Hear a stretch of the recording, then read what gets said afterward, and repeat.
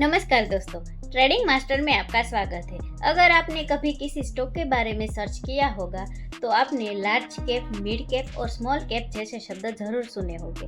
लेकिन क्या आपको पता है मार्केट कैप आखिर होता क्या है और किसी कंपनी को लार्ज कैप, मिड कैप या स्मॉल कैप कैसे कहा जाता है?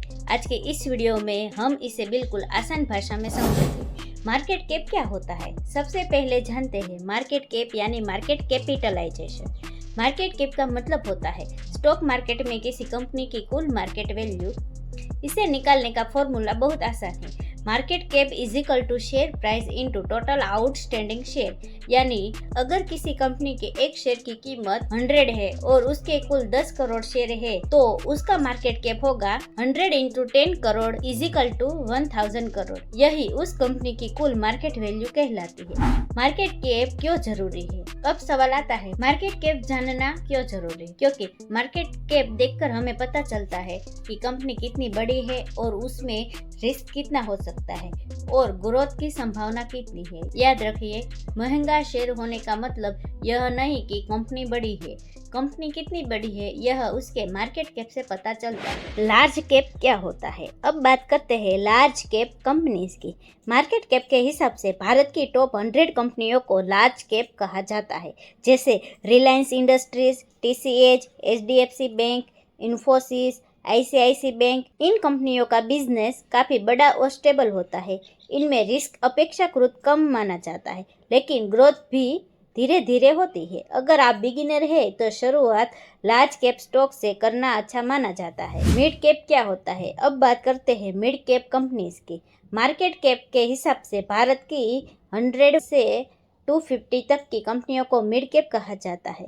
ये कंपनियां लार्ज कैप से छोटी होती है, लेकिन ग्रोथ की संभावना ज़्यादा होती है। अगर कंपनी लगातार अच्छा प्रदर्शन करती है तो भविष्य में वह लार्ज कैप भी बन सकती है, लेकिन इनमें रिस्क भी लार्ज कैप से थोड़ा ज़्यादा होता है।